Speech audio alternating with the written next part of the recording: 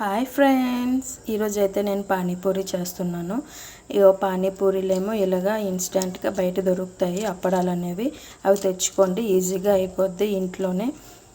ఇగో నేనేమో కొంచెం వాటర్ తీసుకున్నాను. వాటర్ తీసుకొని ఇందులో ఒక 4 జల్జీరా ప్యాకెట్స్ వేసి అందులో కొంచెం సాల్ట్, నిమ్మకాయ వేసి కలిపి ఉంచుకున్నాను. వాటర్ అయితే ఆలు అయితే ఒక 2-3 ఆలూస్ ఏమో ఉడకబెట్టి ఉంచుకున్నాను.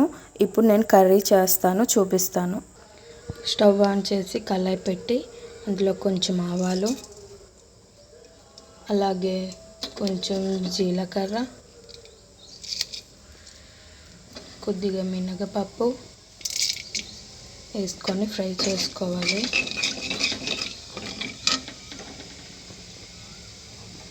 ఆ తర్వాత కరివేపాకు, మిర్చి వేసుకొని ఫ్రై చేసుకోవాలి.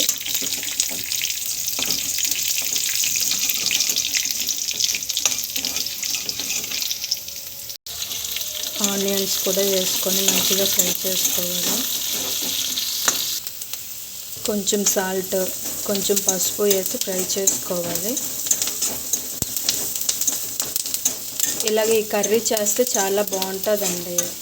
అలాగా అది వేరేగా పానీపూరి చేసిన వాళ్ళు ఆలు ఏమో ఉడకబెట్టి నార్మల్ పచ్చిగా చేస్తారు.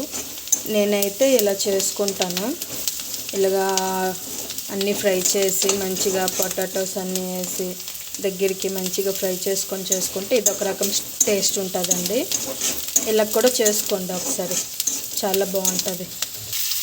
ఆలు అయితే వేసుకొని పావ్ బాజీ స్మాషర్తో మొత్తం నేను దగ్గరికి చేసేస్తాను.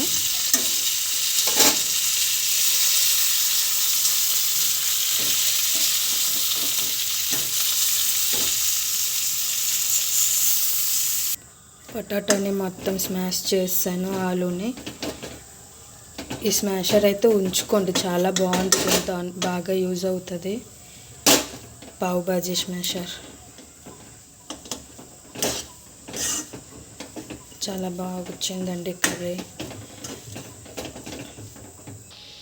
లాస్ట్కి కొత్తిమీర వేసి స్టవ్ ఆఫ్ చేసుకుంటా.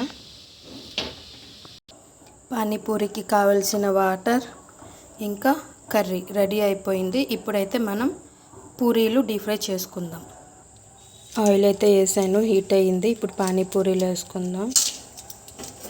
ఇదిగో ఒక్కొక్కటి మంచిగా ఫ్రై అవుతుంది.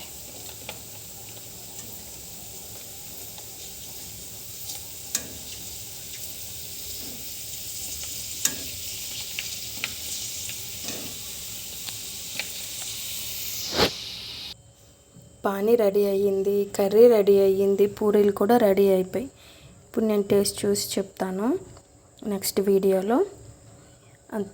ఈ వీడియోకి లైక్ చేయండి, సబ్స్క్రైబ్ చేసుకోండి నా ఛానల్ని, కామెంట్ చేయండి. Bye bye.